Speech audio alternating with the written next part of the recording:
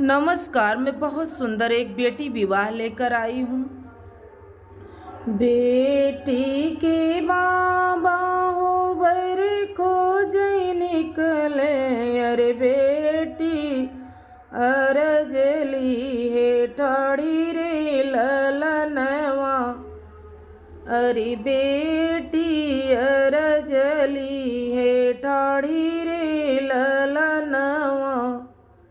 बेटी के बाबा हो बर खोजै निकले, अरे बेटी अरजली है ठाड़ी रे ललनवा। अरे बेटी अरजली है ठाड़ी रे ललनवा।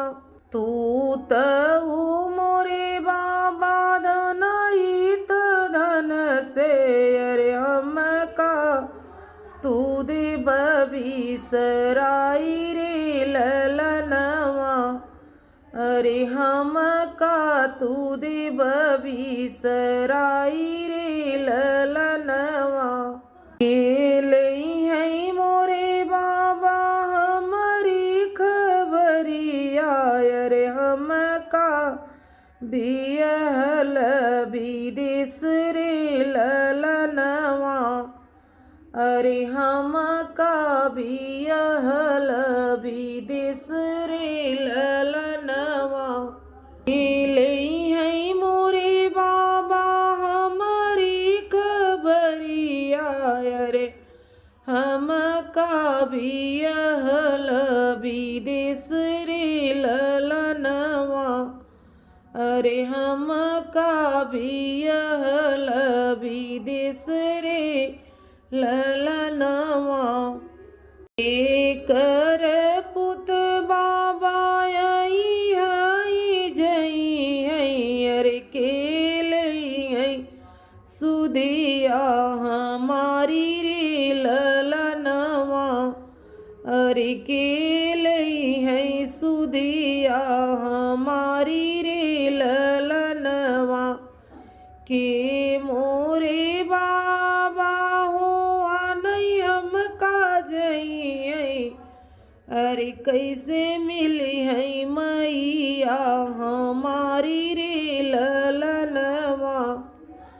अरे कैसे मिली है मैया हमारी रे ललनवा।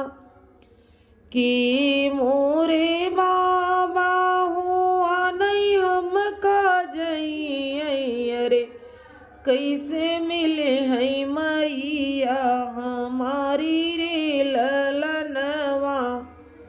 अरे कैसे मिले है मैया हमारी रे ललनवा। इतनी वचन सुने बेटी के बाबा, अरे बेटी के दिए समझाई रे ललनवा। अरे बेटी के दिए समझाई रे ललनवा। नौआ बारी पुत बेटी आई हाई जई है, अरे हमले भई सुदिया तोहारी रे ललनवा। अरे हमले भई सुदिया तोहारी रे ललनवा। नौआ बारी पुत बेटी आई हाई जई है, अरे हमले भई सुदिया तोहारी रे ललनवा। अरे हमले भई सुदिया तोहारी रे ललनवा। भैया भतीजा बेटी आनई तोहका जई, अरे मैया से देई है मिलाई रे ललनवा। अरे मैया से देई है मिलाई रे ललनवा। भैया भतीजा बेटी आनई तोहका जई, अरे मैया से देई है मिलाई रे ललनवा। अरे मैया से देई है मिलाई रे ललनवा। बेटी के बाबा हो बर खोजे निकले। अरे बेटी अरजली है ठाड़ी रे ललनवा। अरे बेटी अरजली है ठाड़ी रे ललनवा। अच्छा लगा हो तो लाइक करें, शेयर करें, कमेंट बॉक्स में हमें ज़रूर लिखें हमारा वीडियो आपको कैसा लगा। मिलते हैं अगले वीडियो में, तब तक के लिए धन्यवाद।